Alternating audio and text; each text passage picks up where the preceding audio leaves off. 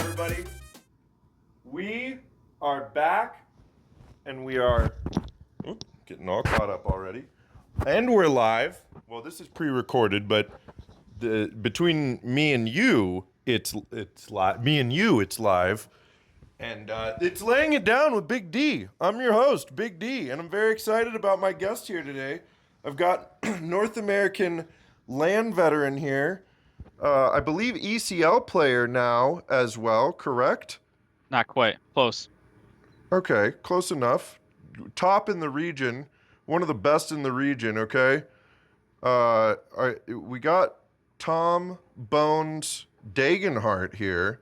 It's not Tom Bones Jones, no matter how much I've wanted to say that all day. How are you doing, Tom? Good, man. Honored to be here. Love you, Big D. Dude, I love you guys. You too. You guys have been showing me some love at Knoxville. How much love I got was crazy. Arrow J sends me messages and I overheard people talking about laying it down at LAN. Like I wasn't even next to people, and I just overheard people talking about it, and I'm like, what the hell is going on? It's a wild life to live here as Big D, but I'm the one who's honored getting to sit here and talk to all of you. Like I get to sit and talk to the best players in Counter-Strike in my region, and we're healing this region one episode at a time, my friend. That's what we're working on anyway. We all love you, man. Um, That's why. So lovable. well, thank you. Oh, you make me blush. Well, I want to get into the Bones lore here, because that's what the people are here for. They're not here for me. They're here for you. Let's dive right into it. And I said this recently. I don't know if you watched Noah's episode the other day, but I I got to start switching these questions up on you guys, because you guys are going to start preparing for these things or some bullshit, and I don't want any preparations to go into these conversations. But that being said, I'm still going to ask the same question I always do. So let's go back in time here. What are your earliest memories of gaming, and how did you land on Counter-Strike eventually? So, when I was a kid, my mom had like the old original Game Boy. So kind of was just like a little gremlin on the Game Boy, taking it from my parents. My dad used to play NHL on the original Xbox, so we just play, have fun. Eventually, I remember as a kid, I would play like Xbox 360, Black Ops 1, MW3, all that stuff. Um, and then I remember vividly on my 14th birthday, my friends in school, they would play Gary's Mod. Um, and I begged my parents, like, I need a computer. I need a computer. So I think they gave me like 300 or 400 bucks, and I built it off Newegg. I built it on my 14th birthday. I don't even think I had a graphics card. I think I had onboard graphics. So built the computer, played on Wi-Fi. I didn't have internet or really good internet or anything like that. Um, so I played something called Trouble in Terrorist Town. Some people might know what that is in Gary's Mod, Oh which is yeah.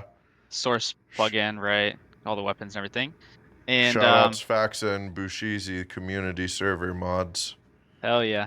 So yeah, I was 14, and then my friend gifted me Counter-Strike because he wanted to play with me. Um, so yeah, that's how I got into Counter-Strike. So it was basically just COD, and then built a horrible computer and Gary's Mod to Counter-Strike. That's it. Okay, chalk another one up for the Gary's mod category here.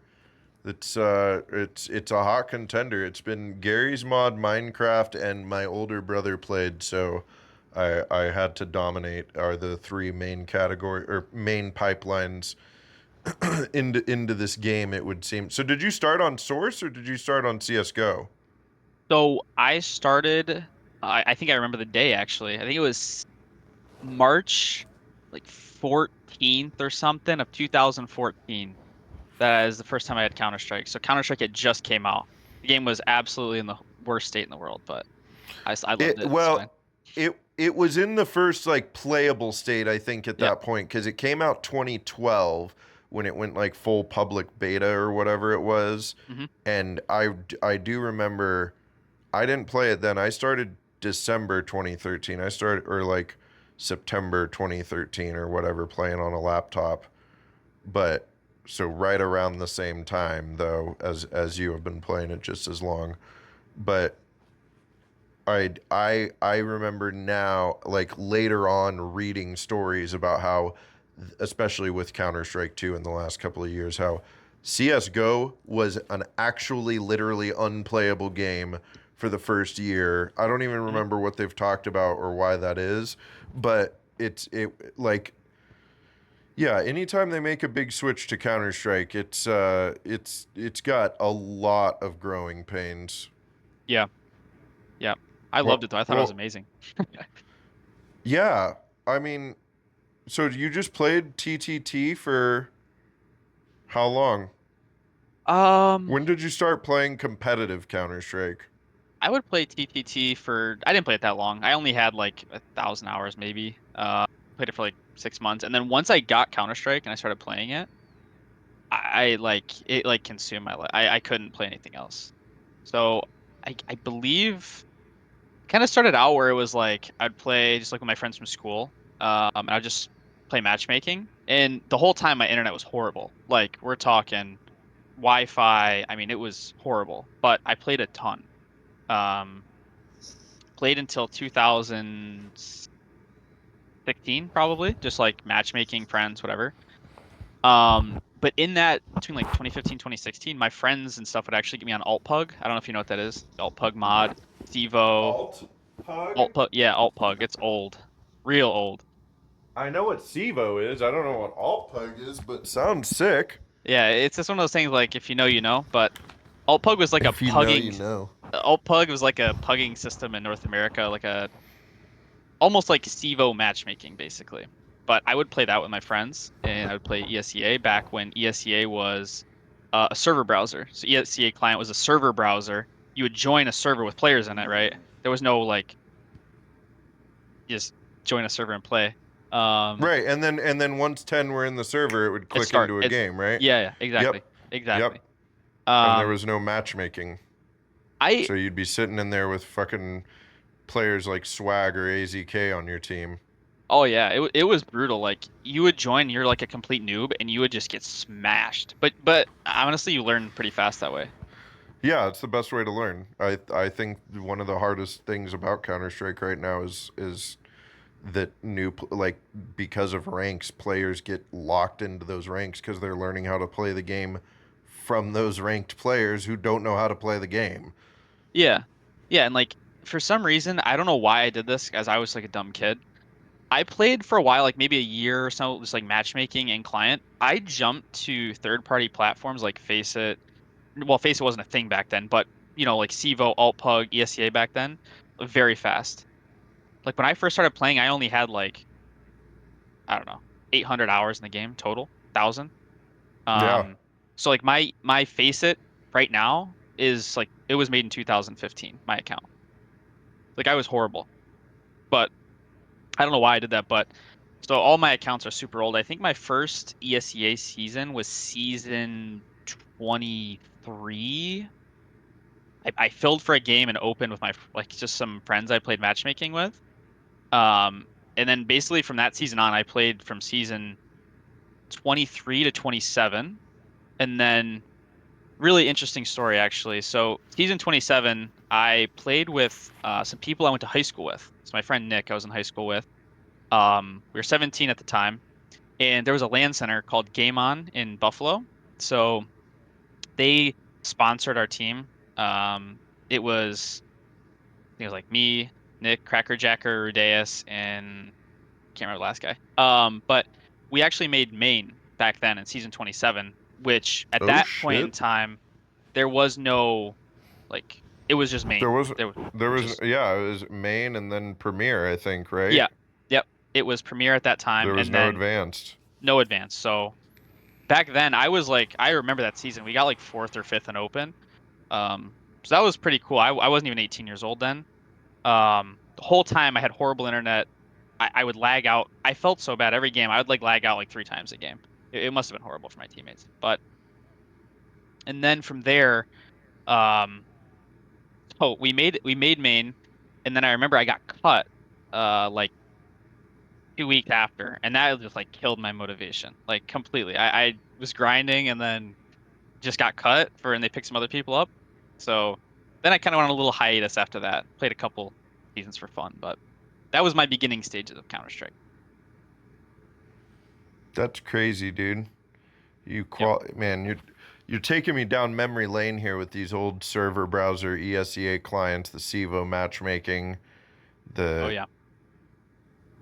the lack of an advanced league. I remember when they announced advanced, like, oh shit, this is a big deal. There's going to be something between main and, at the time, Mountain Dew League is what it was, I think, when they announced advanced. Yep. Because Premier turned into the MDL, and that was the MDL for, I think, 3 or 4 years there before that got dropped and became Yeah. Challenger League. Yeah. At that time in the 20s, it was right. Yeah, you're right. It was, I think, around season 30 was when I went from Premier to Mountain Dew League, roughly. And is that when they announced? Did they announce Mountain Dew League along with Advanced at the same time?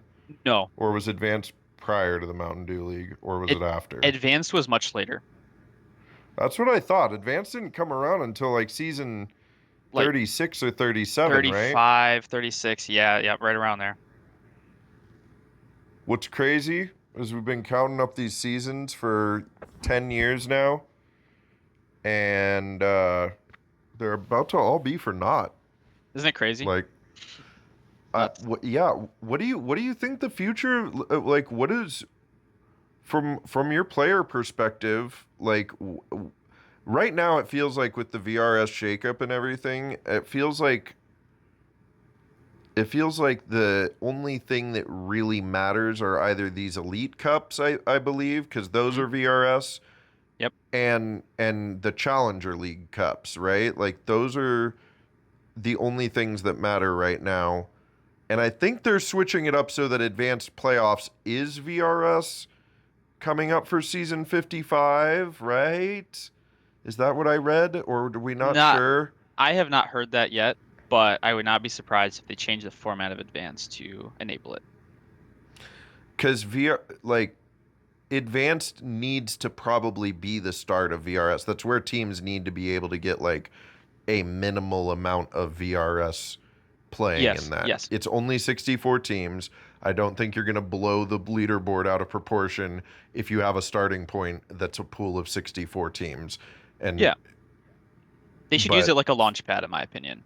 Just to get a yeah, little bit to actually just get on the leaderboard. And once you're on the leaderboard, what people don't realize is like in North America, okay, if you get on the VRS leaderboard and you have 5 VRS points, okay, you're still gonna get invited to a ton of things because you gotta remember teams turn down invites, right? M80, wildcard. They have other events. They turn things down and they just keep going down the list until you get invited. yeah, that's so. So, what from your player perspective would be the best? Like, what do you think a seasonal league should look like that isn't a waste of everybody's time? Because ESEA League held on to that for as long as they did because of the fact it was like the only pipeline into professional Counter Strike, right? Like you Yeah. played through and you qualified, you got better, all that stuff, and that was the pipeline. But now, Mhm. with the way VRS works and none of it counting toward VRS, like what would an ideal seasonal structure look like in your mind? Have you given So much thought to this? I haven't given a lot of thought, but just some I guess things that come to mind is like with advanced, to my understanding, the reason why it's not VRS enabled is two reasons. The length of the season is one, because it's not a tournament or a classification as a cup. So it's a actual league. So there's some gray area there because ESL Pro League is VRS enabled and that's a league, but I divulge. That's a different thing. And also prize pool. So the prize pool is not large enough for really VRS to for them to really care, right? Or about to care. Um, what I could see and what could make sense, but this would be a very radical change to most, is that the way ECL works, right, where it's like 2 sprints. It's not a season long, grind like it used to be. It's 2 small sprints in a season essentially, because they would be classified as a cup or a tournament, and you could probably run them as that, right? But I'm not sure that I think what I explained was what their view of the Elite Cups is, and you are correct that the Elite Cup is all that matters. Like I could go 6-8 in advanced, play horrible, whatever, just troll, and then if I decide to show up to the Elite Cup and want to play and do well, nothing mattered. Nothing, none of those losses mattered at all. So they have to find a way where it matters, right? Like you know what I mean? Like what if a team went out and forfeited 7 games and played 6 and won those 6? It's like, and then they did great in the Elite Cup and they qualified to ECL, you know? Right. But they didn't give a shit about advance and they just Yeah. held their spot to hold their spot, right? Yeah. There That's has to where be I a think then repercussion. there needs to be repercussions. Well, and there is to that specific scenario with Face It and ESEA League. They have made it so that 3 forfeit wins and you're automatically dropped from the league. So Yeah. you can't just be like an inactive team, right? Sure. Um, but I do think for them to make the other like open through main important because they have done a lot of really good work since moving ESEA League to Face It with the open 1 through 8 and the 9-10. Like I just played an open 1 through 8 and holy shit, it actually felt like an open league. Like how an open league should feel like, right? Like there were young it felt like I was playing a lot of young players that were just learning how the basics of teamwork, right? And me and all my drunk old stoned 30-year-old buddies who don't give a shit are just having a blast running through and having fun. And sometimes we win, sometimes we lose, but like it felt like an actual open league. Whereas open before, yeah, open's not hard, if you are already a main or advanced player. But the problem with Open was it was just full of main advanced mixed teams that were grinding through to a new level every single season. So it really denied like that entry level starting point for a lot of teams, right?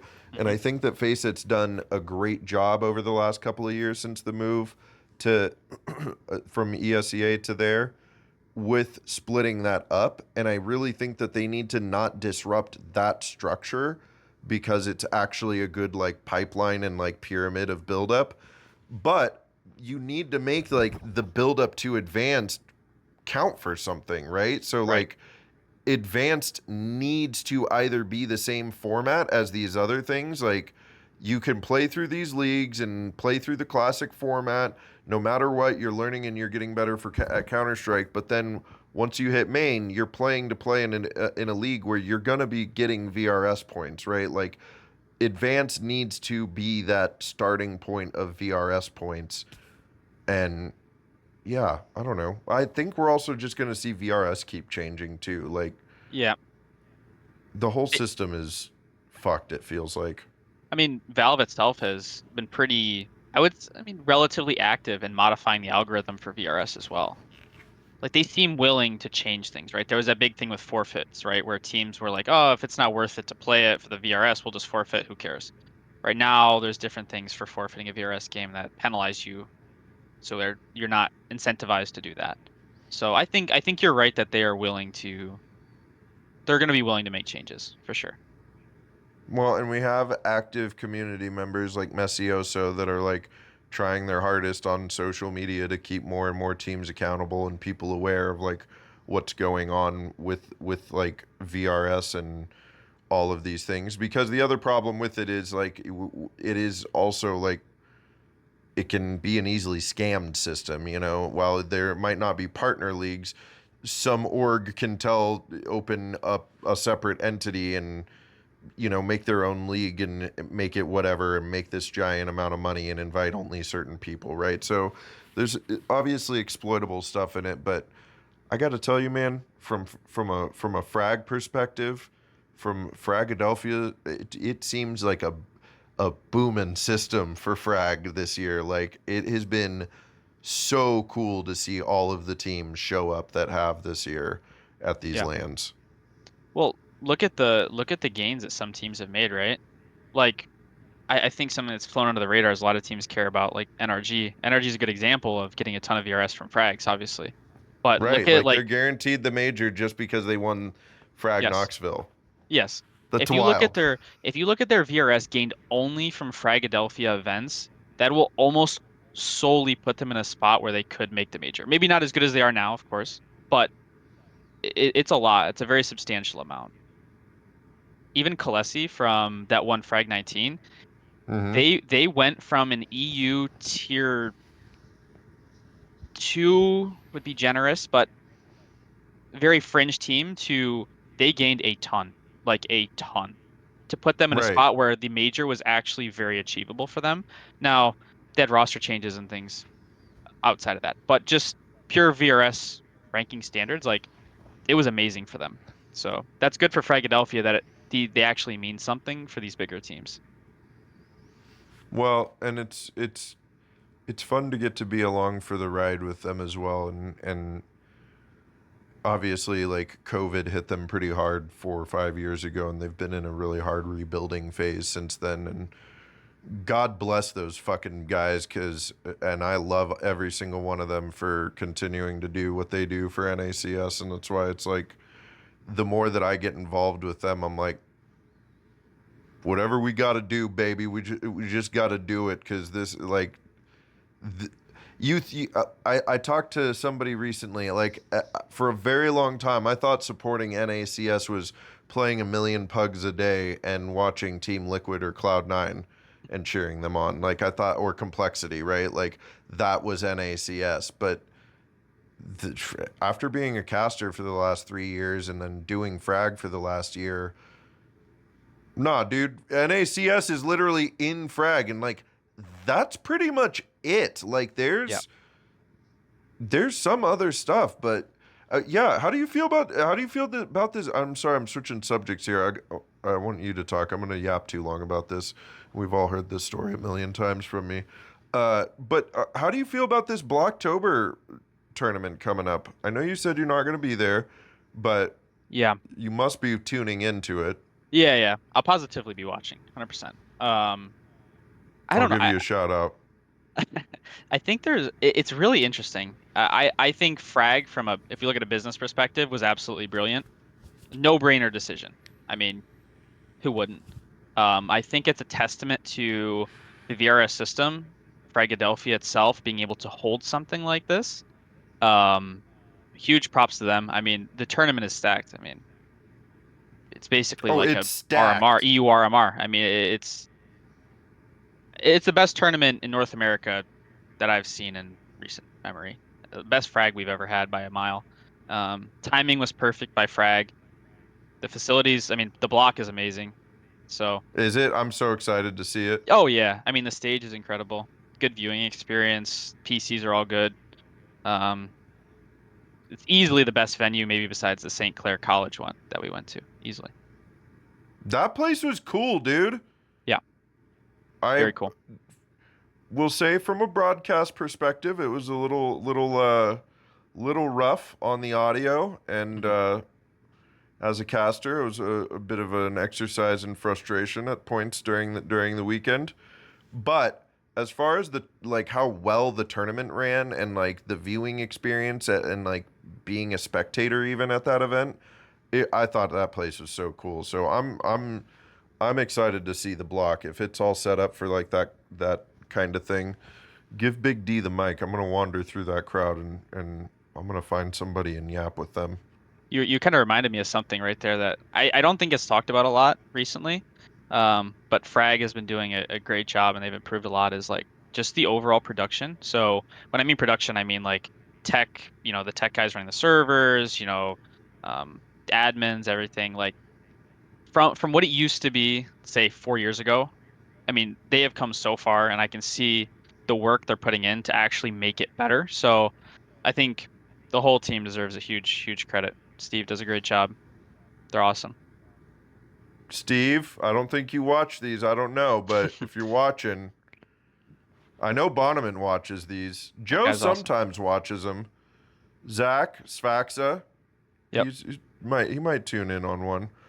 Maybe I'll take this out as a short, but probably not. I don't do that business. I'm not chasing that internet clout dragon. I mean, you guys should all follow me and make me internet famous. Don't worry about that, but let's do it. Let's do it the old-fashioned way by word of mouth and see how long it takes to get the glow up. But yeah, shout out to all those people, because I remember even just in Kansas City, like there were big day one delays like forever, and it took a long time, and they were talking about different things that they were using, and players complaining about certain things, to like the last two tournaments in Perfect. Canada and Knoxville.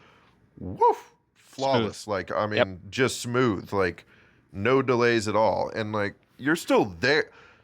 Something they don't tell you about LAN before you go is you are in a timeless vacuum of Counter-Strike for 3 days straight, basically. Maybe not so much if you're playing in the LAN, because you have times that you're showing up and like not, but like when you come volunteer, you're there from like 9 in the morning until like midnight, 1 in the morning, 2 in the morning sometimes, and I would not have it any other way. But A yeah, vacuum is the you're best way still. to explain it. It's so great, dude. It's my favorite thing in the world. Yeah. You know, Pretty cool. the best noise in the world as well that I've discovered over the last year is you're watching around. It's intense. It's like 10:10, 10:11, and everybody, you hear all the like super intense comms flying around. There's one here, and then it gets quiet for a second. It's like there's only two people left alive, and then the round's over, and just an eruption of nice and screaming it, dude. It's the best sound in the world. Yep. My God. Wouldn't have it any other way. Are you? I can't, dude. Yeah, you guys are vocal when you're at LAN, right? I heard you guys. Reasonable amount. Not crazy though. No. Okay, you know what? And I'm sorry if I ever have the NRG guys on here, if I hurt their feelings with this, but don't you think it's strange that that roster calls themselves NRG and their whole tagline is bring the NRG, Yeah. and they are the quietest fucking people at LAN, hmm like by a long shot. How important is noise as a team, do you think? So this is actually a great point. I asked. So this was a while back. I'll come forward in a second, but a while back, I'm talking like 2 years ago. I was at a LAN. I think I might have just made advance or something, and I remember watching M80 at a LAN. Or no, not M80. I think it was like NRG. NRG. It was an ECL team. I can't remember exactly who it was. And I was standing behind them when they were playing, and I remember thinking like every main team, every advanced team, they're all yelling the whole time. They're going nuts, bananas, whatever. And you stand behind, I was standing behind them, and you could hear a pin drop. Like it was almost silent. No one raised their voice. And I remember after the game, I walked up to one of them like, "Hey, like, I noticed you guys are so quiet. Like so." He said something to me like, "You have to understand that when you're yelling and your emotions are high and that's energy, right? You're letting out energy. It's a resource. Right? Energy is a resource within you. So by you yelling and going crazy and bananas, like yes, some people have the stamina to refocus, lower your heart rate very fast. Some people can do that, but most cannot. So in their eyes, they know they're gonna beat you or they think they're gonna beat you. So they're not gonna just go get their emotions really high, raise their heart rate. They're solely focused on what's going on the server. So, but now fast forward to now, like at Frag 19, I asked M80 the same thing. I was like, hey, like, you know, I know you guys are so quiet, is there any reason? And their coach just said, like we're just working on we're only controlling what happens on our screen. We don't care about yelling or any of that stuff. Obviously, Heck still, he'll get loud, of course. But yeah, Right. it's a very different point of view from those teams than it is to like advanced teams. They have a whole different mindset toward that stuff. Yeah, and I think that as you watch the tournament progress as well, like I mean, obviously NIP had somebody like Smooya who has made a name for themselves as a loud, brash player hmm on LAN and wants to get in their opponent's head. And I think that we even saw it at the Austin Major this year during the group stage where they had the teams facing each other during the Yeah, group stage. It made it really exciting for spectators. And I think I do think there is something to being able to yell at your opponent and make yeah, them hear how fucking happy you are that you just pwned them on that round. Like there is something to that, right? But there is definitely as tournaments go on, like at Frag, you hear teams get quieter and quieter because those loud yelling at after every round teams are going away for that exact reason that you said. Like they're more focused on that like psychological factor rather than centering themselves and staying really maintained and focused on the game, right? So yes. yeah, there's you got to find a healthy balance, right? Yeah, yeah. In my opinion, I mean, I'm not a pro. I'm not playing tier one events, but I think there's a healthy medium, right? Like if something really, really awesome happens, like there's nothing wrong with getting loud and excited, and it's a whole. That's why we're there, right? At the same time, like, if we're winning a eco round and we kill all of them, we get an ace, like, cool, like save the Right, we energy for don't when it need to be matters, right? right. Like, Oh uh, man. Speaking of saving it for when it matters, I heard Nate is not somebody I've normally heard get loud at events. Like, and he had a play.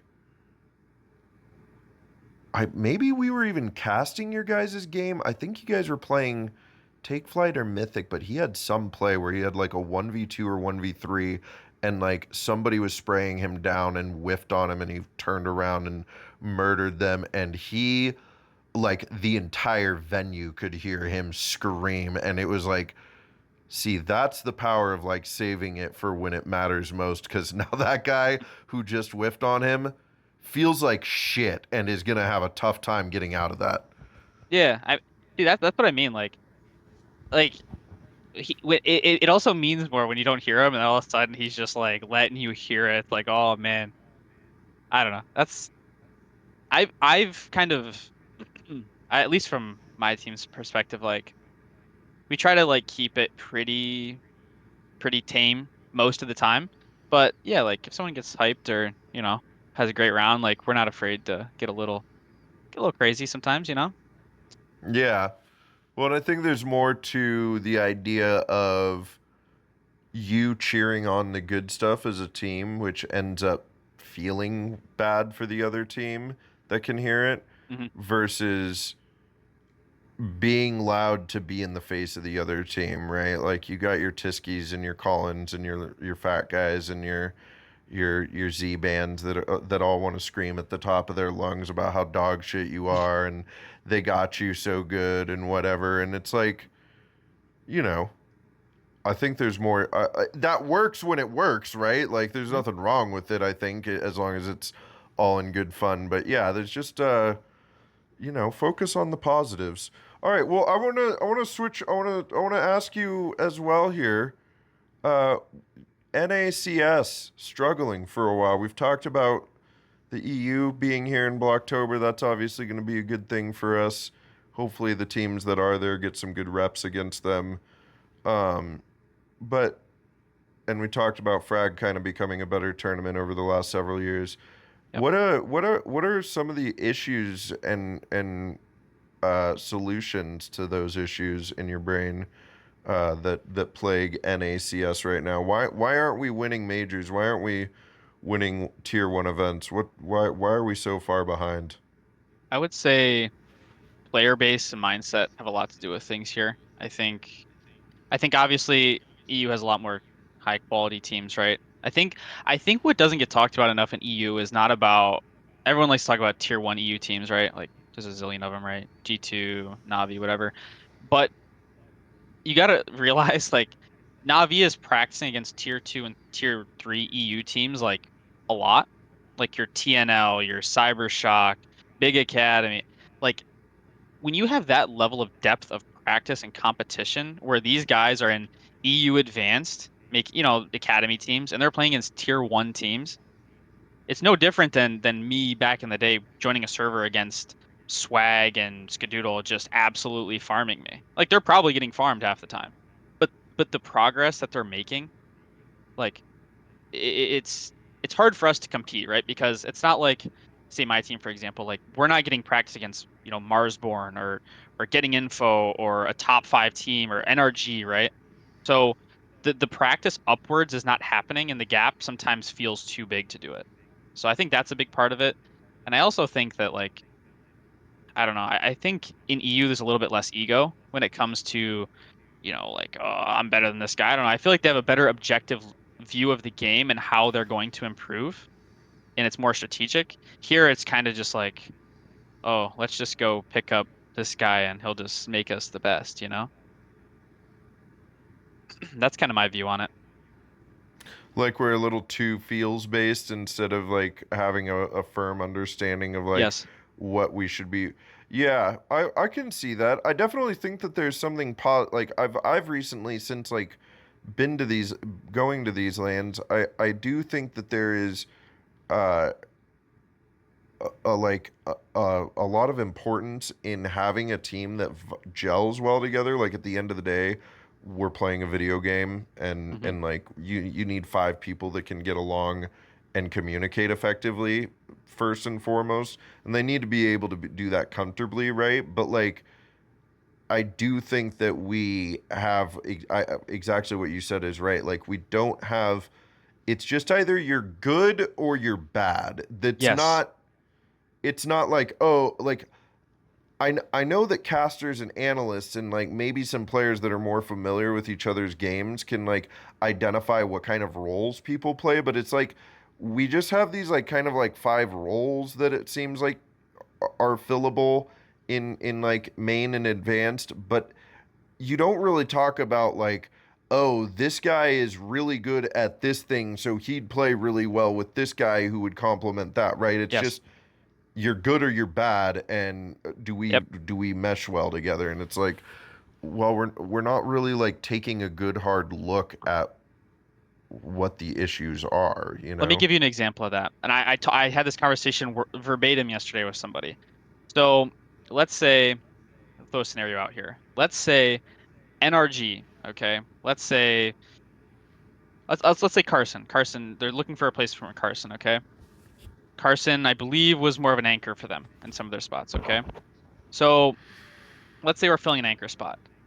The North American mindset would be, okay, I need to fill a player on a top team in the region, so who shoots the hardest, right? Like what ECL player can kill more people than the rest? You didn't just pick somebody, right? Doesn't matter who. We're not acknowledging that there's amazing players that like the best example I can think of is Chop on Marsborn.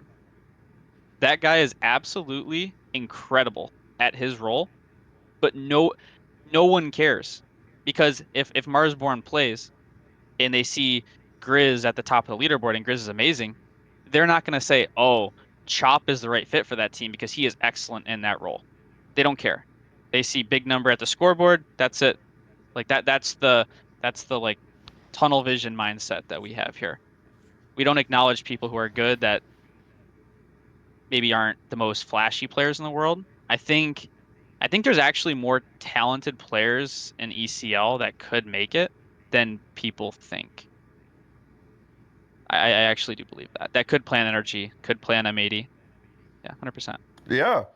Oh, I 100% agree. I think that we've been recycling through the same talent for too long, and we need to start seeing some teams take chances. I mean, like, especially since it's like, well, what have you got to lose at this point? Like, I mean, I either uh, like we're already at the bottom of the leaderboard in the world, right? Like, Yep. we're not beating EU or CIS anytime soon, right? Like, Mhm. that's just not going to happen. But what these like higher tier orgs can start doing is investing more in those players and giving those giving those players, like you said, that aren't just hard fraggers because the chances, because this game is not only about fragging. Yes, you need to be able to shoot back at a guy who is shooting at you. You need to be able to kill a guy quickly when you spot them out on screen. But like the best players in the world position themselves to get easy frags. It, yes, it's fun watching the big flashy plays of a guy swinging around corners and pre-firing people and getting the 3Ks, but like the sexiest plays in the world from my perspective as a player are the people who like just meticulously pick apart a defense or in like a clutch situation, or like watching the mini map, and you watch a team probe one side of the map, you watch rotators start getting pulled, you watch other parts of the map start getting probed. Like it's the tactics that make this game so interesting and unique. So why aren't we leaning more into players that practice those tactics and strategies over just the fragging capabilities? Because Yeah. clearly focusing on fragging is not winning us any majors. Well, and the bottom line is if you look at tier 1, tier 2 EU, even tier 3, you got to realize probably 80 to 90% of the players over there are not they're not like running around just like spinning and getting 5 headshots around. Like they're not. The vast majority of players are not like crazy star players. They're just good players that fill roles, do their job properly, are good within their system and their team. That's it. Not everyone needs to be like God amongst men.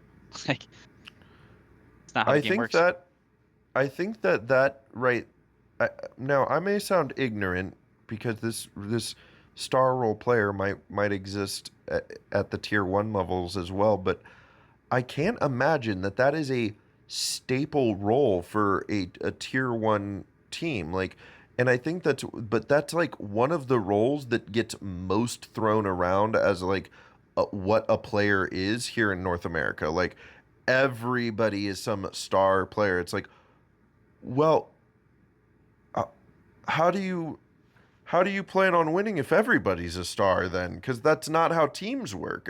Yeah, Like, why we've isn't even Falcons win every tournament then? exactly. Why haven't Falcons won every tournament? We've actually historically watched in esports, real and more so in Counter Strike, the super teams fail almost always. FaZe kind of, but they kind of had to. They were a super team when they were put together, but like it took them a while before they were like a really solid team, and there was a lot of like egos that had to be put aside. Like just all these ego, there's just too much ego. It's Yeah, just too much. that's kind of what I mentioned earlier. That's kind of what I was getting at when I said mindset's a problem here.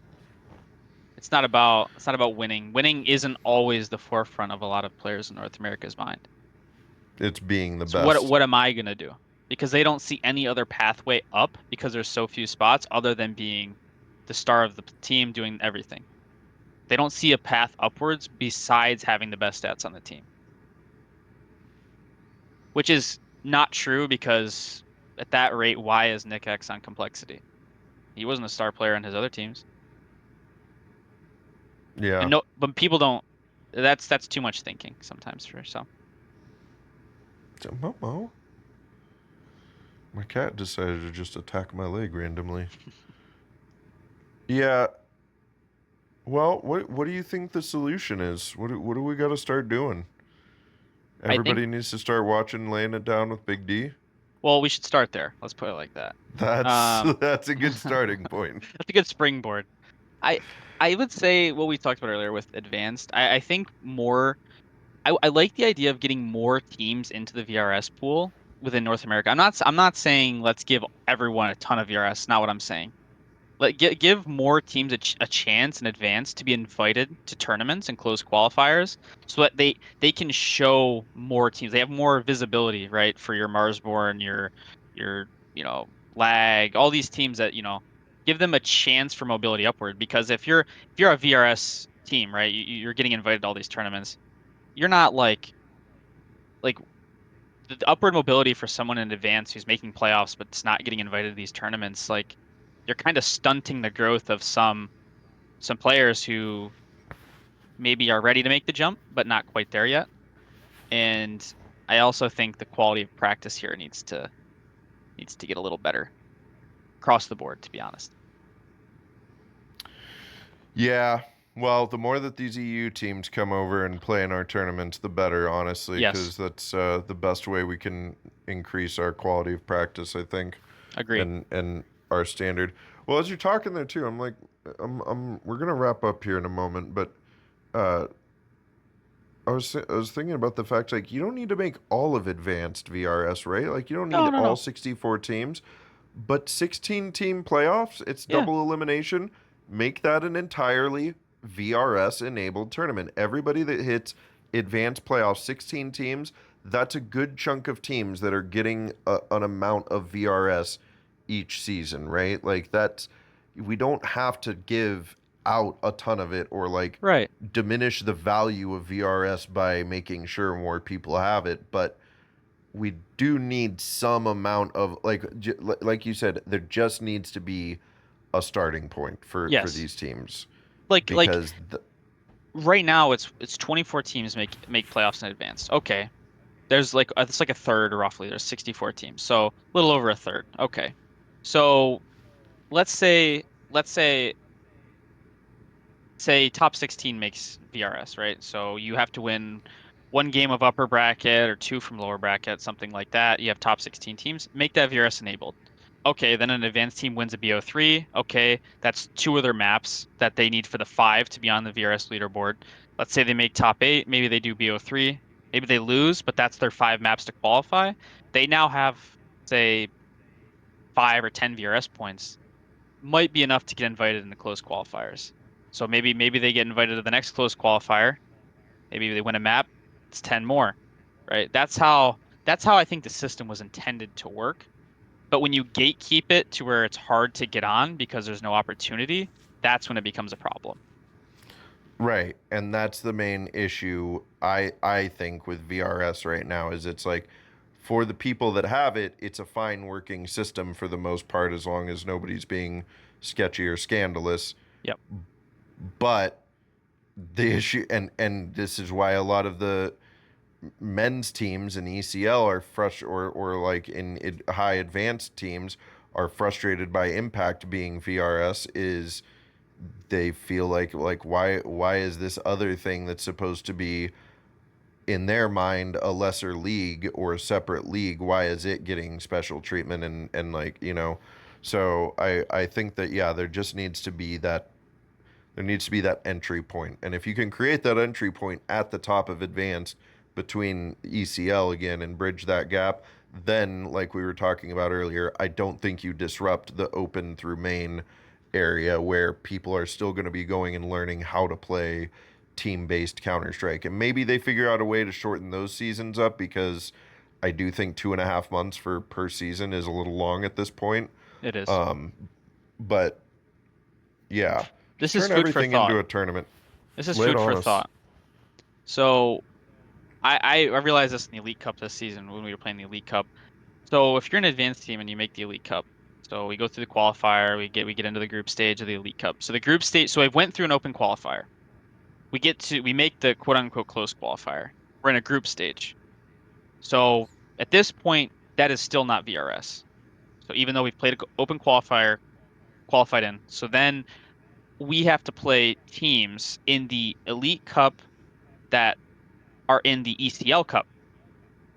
So so so if a team is playing the Elite Cup to try to get a little bit of VRS to get into the Challenger Cup, why would a Challenger Cup team be playing against me in the Elite Cup?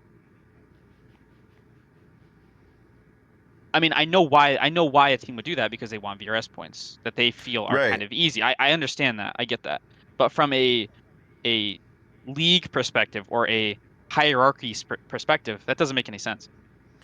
No, the whole honestly, it's humorous to me watching the ESL and ESEA fucking scramble right now to like remain as relevant as they are because exactly what is happening with VRS is what I predicted at the beginning of the year would happen with VRS, which is this system is going to be screamed about by the people at the very top because it is designed to disrupt the top of the ecosystem specifically. And it is designed to stop, like, provide more opportunity for grassroots players, orgs, tournament organizers, everybody in the ecosystem to have a bit more of a fair chance. And ESL, PGL, Blast, they're all going to be kicking and screaming the entire year, but especially ESL because they're in charge of ESEA and that like pipeline over the last 10 years. It is really disrupting them, and it's kind of humorous. I know it's hard on the players. I don't find that part humorous at all, but it's humorous to me. I want to know what it's like sitting in these meetings right now with ESL, trying to figure out a schedule that is even slightly cohesive. I want to know what it's like, how they're coming to a lot of these decisions. Because, yeah, I think they can maintain relevance, but like they need the switch up to where they were a little too comfortable just riding the high of being the biggest in the world and too big to fail, right? So they need to be proving why they're up there, and it's tough, but I I think it's all gonna work out because at the end of the day, brother, no one's gonna stop playing this fucking game. It Yeah, we can all complain, but we still love it. That's the problem. Yeah, we still play the game at the end of the day and want to compete, and we'll do it no matter what. So it's a game that hasn't died over 25 years and continues to somehow get more popular and inspire more and more imitators and clones, and you know everything that has come after this game, including the Call of Duties that we've all grown up and played before this. We're just imitators trying to take some of the action that Counter Strike has because it is the best. Yep.